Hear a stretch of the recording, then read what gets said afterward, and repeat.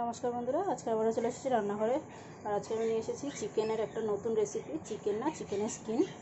তো চিকেনও আছে, চিকেনের স্কিনও আছে। এখানে হাফ কিলো চিকেন আর হাফ কিলো চিকেনের স্কিন আছে। তো এখানে আজকে নতুনভাবে একদম সহজভাবে রান্নাটা করে দেখাবো। একদম নতুন রেসিপি আর একদম সহজ।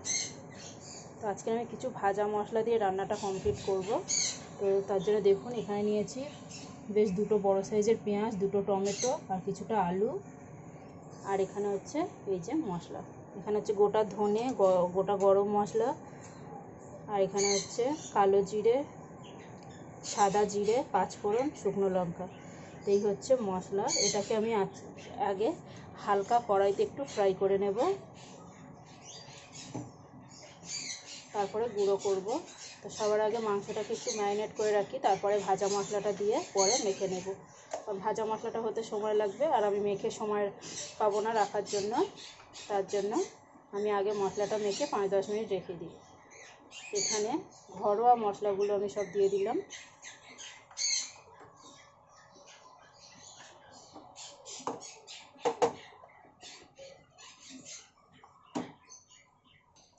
এখানে দিয়ে দিচ্ছি বেশ বড় সাইজের এক চামচ আদা রসুনের পেস্ট, সাথে কাঁচা লঙ্কা বাটা আছে। বেশ ঝাল ঝাল করে রেসিপিটা আমার বানাবো। এখানে দিয়ে দিলাম 4টে পাকা লঙ্কা। খুব ঝাল ঝাল করে রেসিপিটা বানাবো যাতে মুখে খুব ভালো লাগে। এখানে এবার আমি এটাকে সুন্দর করে মেখে নেব। প্রথমে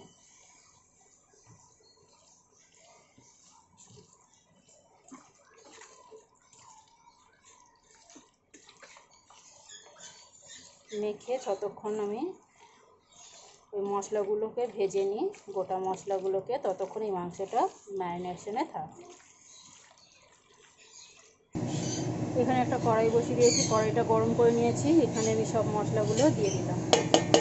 খুব কালো করে ভাজবো না, শুধু হালকা করে একটু ভেজে নেব। আর এখানে নিজেদের পছন্দ মতো মশলা নিয়ে নেবেন, মানে 1 চামচ 2 চামচ। আমি এখানে সব 1 চামচ করে নিয়েছি। যতটা চিকেনে লাগবে, বাকিটা আমি রেখে দেবো। আমি এইভাবে কিন্তু গুঁড়ো মশলা ঘরে বানিয়ে রাখি। আর এই মশলাটা আমার শেষ হয়ে গেছে, তাই বন্ধুদেরকে দেখাবার সুযোগটা পেলাম। যতটা চিকেনে লাগবে ততটা ইউজ করব, বাকিটা আমি রেখে দেব। এটা কিন্তু এই মশলাটা সব রকম তরকারিতে ব্যবহার করা যায়, যেটাতে ইচ্ছে হবে। আমার মশলাটা ভাজা হয়ে গেছে। মশলা থেকে যখনই দেখবেন গন্ধ বেরিয়ে গেছে, এই যে হালকা লালচে ধরে নিয়েছে, তার মানে মশলাটা আমার পারফেক্ট ভাজা হয়ে গেছে। এবার আমি এটাকে নামিয়ে হালকা ঠান্ডা করে নেব, নিয়ে তারপরে বেটে নেব। কড়াইতে একটু তেল দিয়ে দিয়েছি 1 চিমটি নুন আর 1 চিমটি হলুদ দিয়ে এবার আলুটাকে আমি একটু ভেজে নেব। নিজেদের পছন্দ মতো কালার করে ভেজে নিতে পারেন। এখানে আমার আলুটা খুব ভালোভাবে ভেজে নিয়েছি, বেশ লাল লাল করে। দেখুন, আর এটাকে নামিয়ে নেব না, কড়াইতেই থাকবে। এর মধ্যে আমি এখন দিয়ে দেবো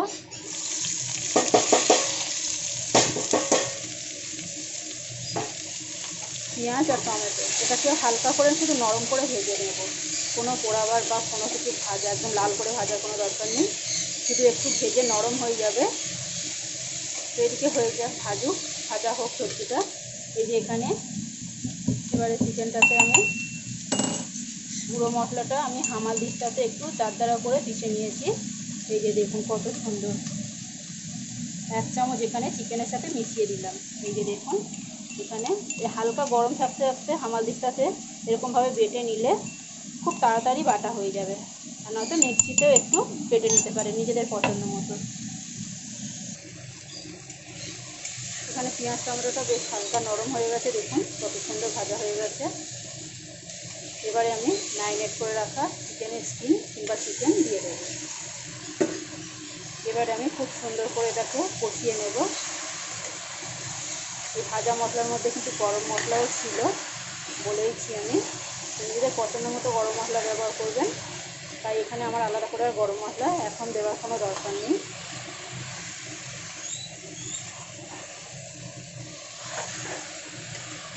পরে নুনটাও চেক করে নেবেন একবার।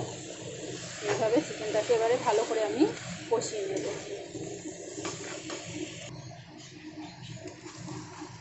এই চিকেন থেকে জল ছেড়ে দিয়েছিল, অনেকটা শুকিয়ে গেছে। ভালো করে জলটা শুকিয়ে গেলে কষানো কমপ্লিট হবে। তো কত সুন্দর করে কষিয়েছি দেখুন, তরকারিটা কত সুন্দর লাগছে। আর এই সময় কিন্তু দারুণ গন্ধ বেরোবে, তাতেই বোঝা যাবে তরকারির টেস্টটা কেমন হয়েছে। তো জলটা শুকানো পর্যন্ত আরও ভালো করে একটু কষিয়ে নেব। তারপরে আমি পছন্দ মতো জল দিয়ে ফুটিয়ে নেব। নিজেদের পছন্দ মতো গ্রেভি রাখতে পারেন। আমি এখানে একটু গ্রেভি রান্না করব, অনেক ঝোল থাকবে। এখানে আমার চিকেনটা খুব সুন্দরভাবে কষানো হয়ে গেছে, দেখুন কতটা তেল ছেড়েছে। আরও তেল ছাড়বে, মুরগির স্কিন থেকে, চিকেনের স্কিন থেকে অনেকটা তেল ছাড়ে। তরকারিতে কিন্তু দারুণ একটা কালার এসছে। লাইটের জন্য কতটা কি বোঝা যাচ্ছে আমি জানি না।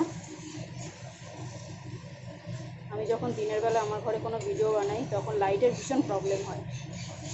তো যাই হোক, এখানে দারুণ আমারভাবে কষানো হয়ে গেছে। এবারে আমি জল দিয়ে দেব। এখানে আমার চিকেনটা দেখুন কমপ্লিট, একদম গ্রেভিটা একদম গামাখা হয়ে গেছে। ঠান্ডা হলে কিন্তু আরও গ্রেভিটা একদম বসে যাবে। তো এখানে এবার আমি নামিয়ে নেব। আজকে ভিডিওটা কেমন লাগলো বন্ধুরা জানাতে ভুলবেন না। ভালো লাগলে আমার চ্যানেলটাকে সাবস্ক্রাইব করবেন। বন্ধুদেরকে অনেক অনেক ধন্যবাদ আমার ভিডিও দেখার জন্য। আজকের মতো এই পর্যন্ত ভিডিও। এখানে এবারে নামাবার আগে আমি একটু চিনি আর ওই ভাজা মশলাটা 1 চামচ দিয়ে দিলাম। এবারে আমি এটাকে নামিয়ে নেব। সো টাটা বন্ধুরা।